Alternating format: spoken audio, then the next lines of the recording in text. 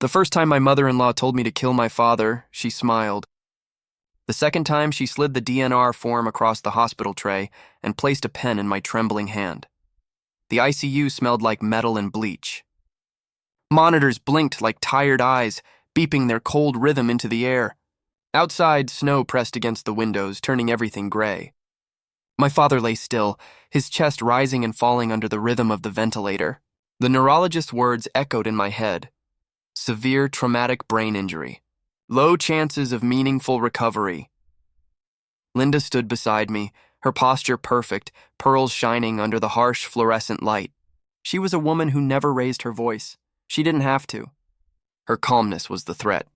"It's what he would want," she said softly, as if mercy came wrapped in silk. Then, tilting her head slightly, she added, "Your father's company is bleeding cash. The hospital bills alone, well, you've seen them. Hospice is dignified, darling. It's time to let go." Her perfume stung my throat. I turned away, gripping the armrest of the chair where I'd been sleeping for nights. My husband, Ryan, stood near the doorway, avoiding my eyes. "Babe," he muttered, "we can't keep this up. You've seen the bills. Your dad wouldn't want you drowning in debt." Something inside me cracked. I looked from him to the motionless figure in the bed. My voice came out sharper than I intended. "I'm not signing anything." Linda's smile barely moved. "Be practical. There'll be life insurance. Enough to rebuild. Your future. Your kid's future." I stared at her. "We don't have kids." For a second, I saw something flicker in her eyes. Disappointment? Annoyance? It was gone before I could name it. That night, I stayed beside my father. The vinyl chair dug into my back as I fed him ice chips with a sponge and whispered about the weather, the snowstorm, the dog he used to walk every evening. The machines hissed and beeped around us like restless ghosts. Every breath he took sounded like a miracle I didn't deserve. Around 3 a.m., I woke up to hushed voices at the door. Linda's crisp tone cut through the darkness like a blade. "If we change the code status now, family consent is already on file," she said. My blood turned to ice. "No, it isn't," I snapped, sitting up. The two figures froze.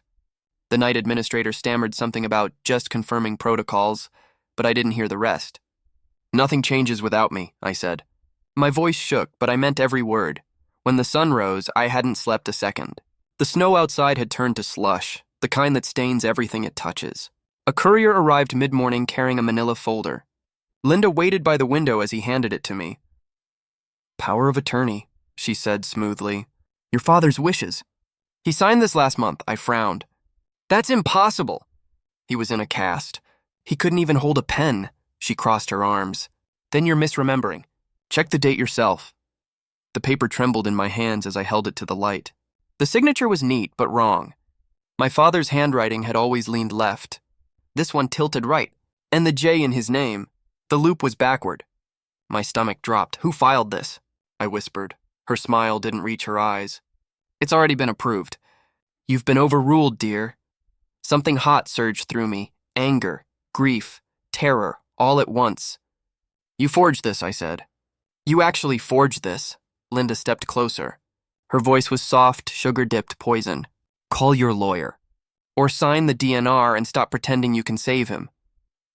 I looked from her to my father, the man who had taught me to ride a bike, to read a balance sheet, to fight for every inch of truth. His hand, limp under the blanket, looked smaller than I remembered. The sound of the ventilator filled the room, steady, mechanical, merciless. Slowly, I reached for the paper. Then I tore it in half. The sound was louder than the machines. Linda didn't flinch. She only smiled again, calm, terrifying. "Then I'll make sure you regret it." She walked out, heels clicking against the linoleum like a countdown. I collapsed into the chair, shaking. The nurse came in quietly, adjusting the IV lines, pretending not to notice my tears. I tried to breathe. Tried to believe that the nightmare was over now that the paper was gone. Then my phone buzzed. A notification banner flashed across the screen. "Bank alert. $250,000 wired out of J. Halpern Trust, authorized by POA at 2:11 a.m. My throat went dry. My hands went numb. I opened the email from the bank, eyes darting over the transaction details. The signature authorization was attached. It was the same forged scrawl. I looked toward the door, my pulse pounding in my ears. Linda was already gone. I ran into the hallway, scanning for her. The elevator doors were just closing. She turned her head right before they shut and smiled, slow, deliberate, victorious. I stood frozen, surrounded by the sound of machines and footsteps and the faint wail of a monitor from down the hall. Somewhere between the click of the elevator doors and the echo of her heels, I realized what she'd done. She wasn't just trying to end my father's life. She was trying to erase him and maybe erase me too. The lawyer's office smelled of stale coffee and printer toner. Outside, January sunlight crawled across the blinds, cold and brittle like old bones. I sat at the edge of a leather chair while my attorney, Miller, flipped through the documents with slow disbelief. His pen tapped the forged signature. "Forgery," he said flatly. "And if the hospital accepted this as valid authority, we're not just talking fraud. We're talking malpractice." I felt my stomach twist. "She's not just after the company," I said quietly. "She wants him gone." Miller nodded. "Then we'll make sure she never gets the chance." He turned to his assistant. "File for emergency guardianship. Today." By noon, the courthouse smelled of reheated air and despair. The clerk stamped forms like she was stamping lives. As we filed the petition, the clerk's screen pinged. "Looks like there's another filing. Same case." She looked up, blinking. "Two others, actually. Who?" I asked. She read the names aloud. "Linda Mercer and Ryan Halpern." The words didn't land at first. Then the room tilted. "Ryan?" I repeated, voice barely a whisper. I found him waiting outside the courtroom, hands in his pockets, face unreadable. "Tell me this is a mistake," I said. He didn't meet my eyes. "Linda can stabilize the company. The board's nervous. She has connections. If she takes control, maybe the investors stay." "By killing my father?" I snapped. He exhaled, long and tired. "He's gone, Jenna. Keeping him on that machine, it's cruel." "You're hanging on because you can't let go." I wanted to scream, but all that came out was a whisper. "You don't know him." "You never did." We argued in places that echoed. Stairwells, parking garages, the empty strip mall lot behind Miller's office. He said logic, I said motive. He said mercy, I said murder.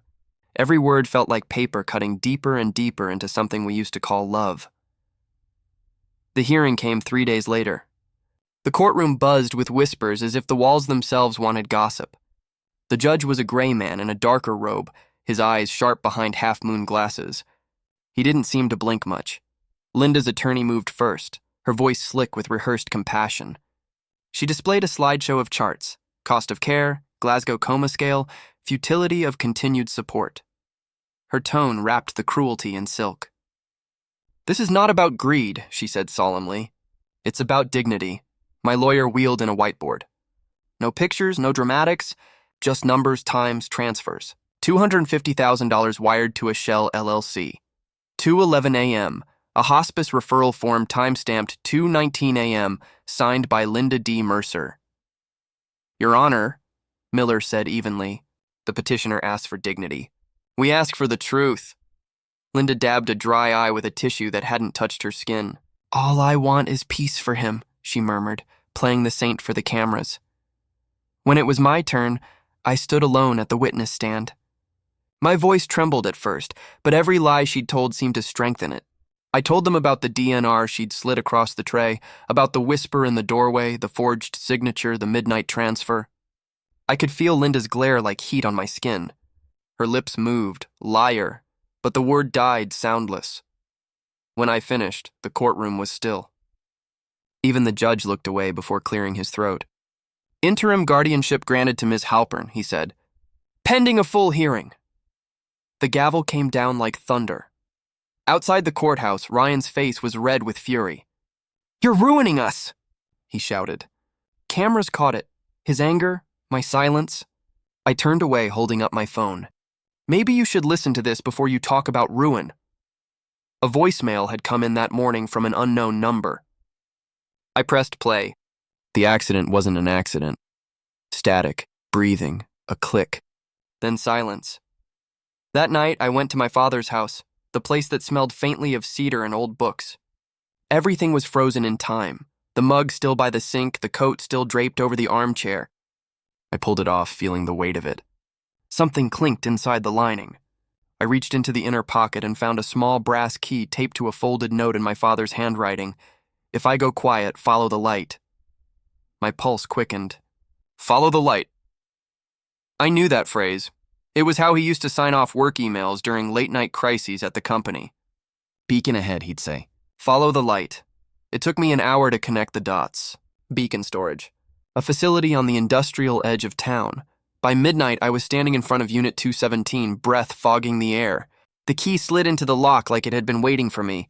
Inside, fluorescent lights flickered over shelves of old binders, boxes of files, a single metal case with my father's initials etched on the lid. My hands shook as I lifted it. Inside was a small ledger and a flash drive labeled in my father's block letters, Hush Money. At home, I plugged it into my laptop. Folders opened like trapdoors. Wire transfers. Hidden accounts. Invoices labeled consulting fees paid to a corporation I didn't recognize. Harbor Crest Hospice Corp. At the bottom of the spreadsheet was a list of partners. One name stood out in bold, Linda D. Mercer. My breath caught. She wasn't just connected to the hospice, she owned it. The same facility she wanted my father sent to. The same one collecting insurance payouts for end-of-life care. I kept scrolling. At the bottom of the drive, one final file, Audio 0211 MP3. I clicked play. Linda's voice filled the room. Low, controlled, venom wrapped in silk. Once he's off the vent, we split the payout. Sign or I'll bury you, another voice answered. Familiar, shaky, male. Ryan. My stomach turned to stone. The screen's reflection trembled in my eyes. My husband. My mother-in-law. Both in it together, and my father, the man everyone said was as good as gone, had seen it coming long before any of us did. 2 years. That's how long the hospital air became my oxygen. 2 winters and 2 springs that felt exactly the same. Sterile, humming, endless. Seasons passed like wallpaper changing colors outside a glass cage. I stopped measuring time by months and started counting by heartbeats on a monitor. Every beep meant my father was still here. Every silence meant I had to hold my breath until he came back. I learned to live in fluorescent light. I learned the names of every nurse, every respiratory tech, every cafeteria worker who snuck me extra coffee when I looked too pale to stand. I kept playlists on a loop. His favorites, Springsteen, Born to Run, the old lake songs he used to sing when fixing the boat. I talked to him about everything, taxes, baseball, the weather, even the day Mom died. I read him his own emails aloud, old notes he'd written to employees and friends, so maybe somewhere inside that broken brain, he'd remember who he was. People stopped visiting after a while. Friends ran out of words. Ryan stopped coming first. His texts turned from checking in to we need to talk to I can't do this anymore. Then one night a single message appeared and ended everything. You chose a corpse over a marriage. He moved out the next day. No goodbye, just the hollow echo of a door shutting behind him. Linda didn't stop. She came for me again and again like the tide, each time dressed in grief but armed with lawyers. New motions for hospice, new claims of dignity, new allegations that I was emotionally unfit to make medical decisions. Her attorneys called me a grieving daughter in denial. Every filing cost me money, sleep, and pieces of myself I didn't know could break. I collected evidence like a hoarder of hope. Every 3 a.m., consultation she tried to arrange without me, every falsified chart I intercepted, every suspicious visit by hospital administrators who claimed procedural errors. I filed copies in binders, color-coded tabs labeled fraud. Transfers, Linda, my lawyer told me to rest. I told him rest was for people who didn't sleep in waiting rooms. One night, my phone buzzed with a news alert. Harbor Crest Hospice Corporation indicted in 3 states for insurance fraud. My eyes widened as the reporter read names, executives, silent partners, board members. One name hit me like an electric shock, Linda D. Mercer. Her mugshot flashed on the screen for less than 30 seconds. A tight smile, perfectly combed hair, pearls intact. The caption below read, "Released on bail pending investigation."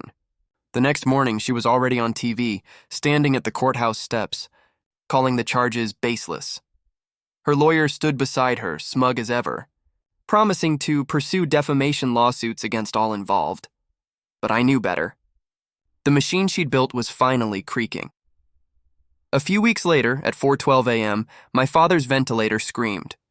The alarm split the silence like a siren through fog. Nurses burst into the room, shouting codes I didn't understand. I stood in the corner, hands clasped, praying in a language that wasn't words. I think I said please 100 times. Then, just as suddenly, the sound leveled out, stabilized. A nurse named Joy turned to me, sweat on her forehead but a smile in her eyes. "He's fighting," she said softly. "Don't stop believing." When the chaos cleared, I sat by his side, trembling. His chest rose steady again, slow but determined, like something deep inside him had decided he wasn't done yet. That afternoon, I went through the Beacon storage box again, every folder, every note, every clue I'd missed before. At the bottom, taped beneath the metal lining, I found a small dash cam card. The label read, Nov 14, the night of my father's crash. I drove to the edge of the hospital parking lot and plugged it into my laptop. My heart pounded as the footage began. The shaky view of our driveway appeared. Cold night, rain streaking across the lens. My father's SUV headlights turned on. He reversed slowly. Then, in the corner of the frame, movement, a figure near the garage. Feminine silhouette, a flash of pearls. She turned her head just enough for the light to catch her face. Linda, perfectly composed even under the streetlight. My blood went cold. The footage paused, then glitched. When it resumed, the SUV rolled forward. The steering jerked left too hard. The image shook violently, then went black. In the metadata at the end of the file, one final line appeared, as if my father had embedded it intentionally. If found, give to Ada Klein, Assistant District Attorney, the one Linda had once called that little crusader, the one she'd pulled strings to have reassigned months ago. I emailed the footage to her at 2:07 a.m. I expected silence. Instead, 6 minutes later, my phone rang. "Klein," a clipped voice said, "do not tell anyone you sent me this. Do not mention my name. We're moving fast." Then the line went dead. I ran upstairs to my father's room, heart hammering. The lights were low, the machines quiet. And then I saw it, his eyes, open, not wandering, not reflexive. Focused. "Dad?" My voice cracked. "Can you hear me?" He blinked once, then twice, then a pause, then another pattern. Blink, blink, blink, blink. It took me a second to realize what he was doing. "Are you using Morse code?" He blinked again, slow and deliberate. I grabbed my phone, translating the rhythm as tears blurred my vision. "RUN, run?" I whispered. "From who?" Before he could blink again, the door handle turned. Linda stepped in, her perfume slicing through the air. 2 men in suits followed, carrying clipboards. The top page bore a bold header, Transfer Order, Harbor Crest Hospice Facility. "Good evening," she said smoothly, as if the last 2 years hadn't happened. "Time to give him peace." The ventilator alarm blared. My father's fingers twitched. His throat strained against the tube. A sound, hoarse, broken, human, escaped. "Don't let them." The line flattened into a scream of machines. And for the first time in 2 years, I realized my father wasn't the only one fighting for his life. Chaos erupted before I could even think. The ventilator screamed. My father's fragile voice still echoed in my head. "Don't let them." When the 2 suited men lunged toward the bed with clipboards in hand, I grabbed the first thing I could reach, my phone, and hit record. "Step away from him," I said, my voice shaking but loud. "You're not authorized to move this patient." Linda's calm didn't crack. Her pearls gleamed under the harsh fluorescent lights as she slid a folded document toward me. "Authorization confirmed," she said smoothly. "Signed by court order." I snatched the paper, scanning fast. It was fake, dated that same day, stamped with a seal that shimmered just a little too perfectly. "Nice try," I muttered. I stepped forward and shoved my own paper on top. An emergency injunction Klein had emailed me barely an hour before, with her signature still warm in ink. "Transfer denied," I said, voice steadier this time. By the court, the suits froze. For the first time, I saw confusion flicker behind their eyes. Linda, though, didn't blink. She just tilted her head and smiled like a teacher humoring a stubborn child. "You think paper will save you?" she whispered. But paper did save me, because that piece of paper brought the FBI. Within hours, the hospital's conference room filled with black suits and colder faces. They took my statement while agents swept through my father's medical files, the billing department, even Linda's laptop. which I'd seen her open during her visits. When they pulled up the hush money spreadsheet from the flash drive, the entire room fell silent. One agent, a tall man with gray temples, turned the laptop toward me. "These payouts," he said. "They match known transfers in an ongoing case. Kickbacks, falsified hospice billing, and DNR forgeries." His jaw tightened. "You weren't wrong, Ms. Halpern. This is a criminal enterprise with a body count." Linda was escorted out of the hospital later that evening. Even then, she didn't fight. She just adjusted her pearls, gave me a look of cool disgust, and said softly, "Enjoy your little victory. It won't last." When the chaos thinned, I went back to my father's room. The machines hummed their quiet lullaby. His eyelids flickered as if he were trying to surface from a deep, endless dream. "Dad," I whispered, taking his hand. "It's over! She can't hurt you anymore." A tear gathered in the corner of his eye. Then slowly, impossibly, his fingers twitched.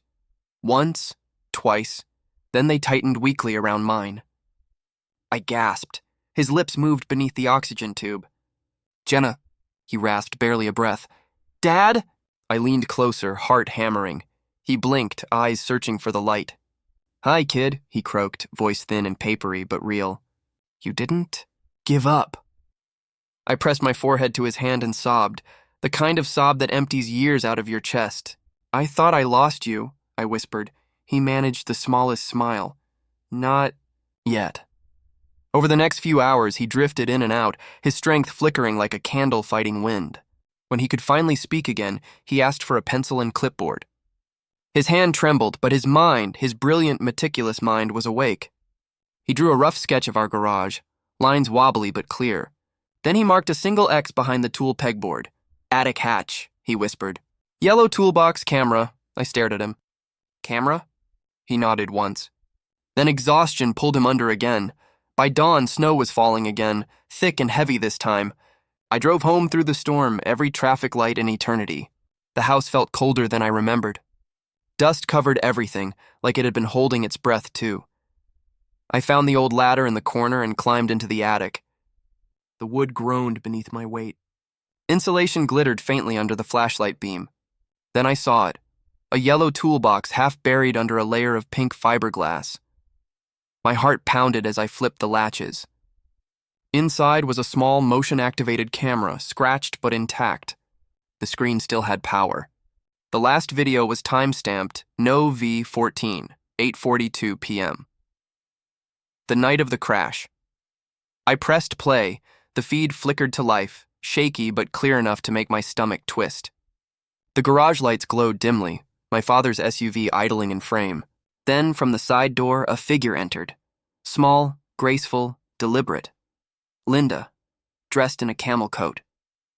Gloved hands working quickly under the car. The camera zoomed closer as she knelt by the wheel well. She was cutting the brake line. Then another figure appeared. Ryan.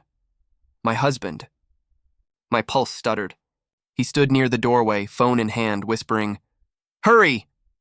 Linda straightened, brushing dust from her coat. She looked straight into the lens as if she knew it was there.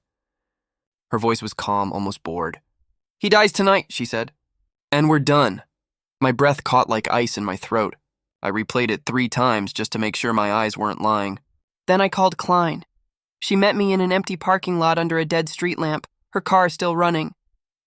I showed her the footage. She watched it twice, jaw clenched, fingers white on the steering wheel. Then she pulled out her phone. "Issue the warrants," she said, her tone leaving no room for argument. By morning, the courthouse was packed. Cameras outside. Reporters shouting questions. Inside, Linda walked in wearing the same camel coat, the same pearls. She still smiled. Ryan sat beside her, pale and hollow. Their attorney strutted like this was all a misunderstanding, some cruel mistake. I sat with Klein in the front row, heart pounding so hard it hurt. The judge entered. Everyone rose. Klein gave the AV tech a nod. The lights dimmed. The courtroom screen blinked to life. The grainy footage filled the room. Garage lights. The SUV, Linda's silhouette. Ryan in the doorway, and then, Linda's voice sharp and unmistakable. "He dies tonight and we're done." Gasps tore through the courtroom. The judge froze mid-sentence, his gavel hitting the wood a moment too late. Linda's face flickered across the screen one last time before fading to black. And in that silence, thick, electric, absolute, I realized the fire my father had started 2 years ago wasn't just waking. It was about to burn everything down. The courtroom felt like it was holding its breath. Reporters leaned forward, cameras clicked softly, and the defense table buzzed with nervous whispers. The air was thick enough to choke on. When the video ended, the silence that followed was deafening. The defense attorney shot to his feet, his voice cracking. "Deepfake! That footage is fabricated." Klein didn't even flinch. She stood calm and sharp, like a blade that had waited years to be drawn. "We anticipated that, Your Honor." She gestured toward a man in a gray suit sitting near the witness bench. "Mr. Patel, our forensic analyst." The analyst took the stand, placing a thumb drive in front of the court clerk. "Chain of custody is intact," he said clearly. "Hash values match original device data. Metadata confirms the recording timestamp, file creation, and continuous digital integrity. This footage is authentic and untampered." The judge nodded once. "Admitted into evidence." The defense slumped. Ryan stared at his hands. Linda sat frozen, pearls gleaming like teeth in the courtroom light. I could feel Ryan's eyes flicker toward me, searching for something. Mercy, maybe. He mouthed, "I'm sorry." I didn't blink. Klein moved swiftly. She called me first. I confirmed the timeline, the discovery of the beacon locker, the flash drive, the audio files. Then she called the banker who testified about the wire transfers at 2:11 a.m. She called the night administrator from the hospital, who described Linda's attempt to change my father's code status without consent. Each piece stacked neatly on the mountain of truth, and for once Linda had nowhere to climb. Then Klein called her final witness. "The prosecution calls Mr. James Halpern." The room went silent. Even the reporters forgot to type. The doors opened slowly, and there he was, my father, pale but awake, rolling forward in a wheelchair. A nurse guided him down the aisle, the light catching his thin silver hair. The entire courtroom rose in unison. He looked smaller than I remembered, but his eyes were alive, sharp, lucid, burning with something I hadn't seen in years. He gave me a tiny nod before facing the judge. "Your Honor," he began, his voice hoarse but steady, "I may not have been able to speak for 2 years, but I was listening before that night ever happened." He told it plainly, no drama, no flourish. How Linda had approached him months earlier, pressuring him to modify his company's insurance policy to add her as a consultant. How she'd insisted on naming herself silent partner in the hospice division, promising to streamline transitions for terminal patients. "I refused," he said, his voice rough but rising, "because I built that company on the belief that life, no matter how inconvenient or expensive, is sacred." He paused, coughing softly. I wanted to rush to him, but he lifted one trembling hand to stop me. "A week later," he continued, "I found brake fluid under my car. I didn't accuse anyone. I just installed a camera. Because greed makes people sloppy." Linda's composure finally cracked. "I was saving us," she hissed, standing halfway before her attorney pulled her down. "You were going to lose everything." Ryan's voice broke from beside her. "She said it was just the money," he mumbled, head in his hands. "She said he'd never feel a thing." The courtroom gasped. Klein stepped closer. "Mr. Halpern," she said softly, "can you confirm whether you ever granted power of attorney to Mrs. Mercer?" My father's lips curved into something between a smile and a snarl. "Never. I changed my estate 2 years before the accident." The words rippled through the room like an earthquake. The judge blinked. "Changed it how?" Dad straightened in his chair. "After my wife died, I added what my lawyer called a no-pressure clause. Anyone who advocates for hastened death, tampers with medical decisions, or forges legal authority forfeits all interest in my estate, retroactively and with prejudice." The judge raised an eyebrow. "That clause covers what exactly?"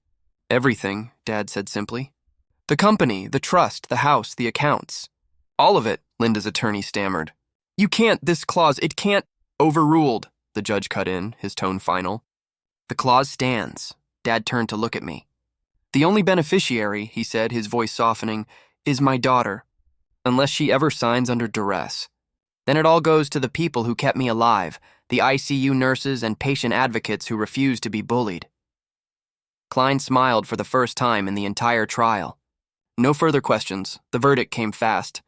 The jury needed only 3 hours. The foreman stood, voice steady. On the charge of attempted homicide, guilty. On the charge of conspiracy, guilty. On the charge of wire fraud, guilty. On the charge of forgery, guilty. The courtroom erupted. Cameras flashed. Reporters scribbled. Linda sat perfectly still, her face a mask cracked by disbelief. Ryan turned toward me, eyes glassy. "If I tell you where the rest of the money is," he began, "will you—" I didn't answer. The bailiff did, taking him by the arm and leading him away. Outside, microphones and questions filled the air, but I didn't hear them. I only felt the February wind on my face, cold, clean, and real. I wrapped my father in a blanket and wheeled him toward the parking lot. The snow had started to melt, and for the first time in years, the air didn't smell like antiseptic. It smelled like life. We went home that night. The house looked smaller than memory, but bigger than grief. Together, we climbed slowly up to the attic. He insisted on helping, just to touch the yellow toolbox one last time. When he did, he smiled faintly. "You followed the light," he said. "Good girl." A month later, my father held a press conference in the hospital atrium, the same building where he'd slept in silence for 2 years. He signed a check that made every reporter gasp. A permanent endowment for ICU nurses, scholarships for patient advocates, a foundation to protect families from medical coercion. He thanked one person by name, Joy, the nurse who had told me, "Don't stop." That night, I opened the beacon box again. There was one envelope left, yellowed and fragile. Inside, a handwritten note from my father. "If I go quiet, follow the light. If I wake up, will be the light." For the first time, I smiled without crying. Weeks later, an envelope arrived. No return address. Inside was a single pearl and a note in sharp, furious handwriting. "This isn't over." I placed the pearl in the yellow toolbox, closed the lid, and bolted it back to the beam. Because once you turn the light on, the dark doesn't disappear, it just hides. And when my father woke up, he didn't just save his life. He changed everything.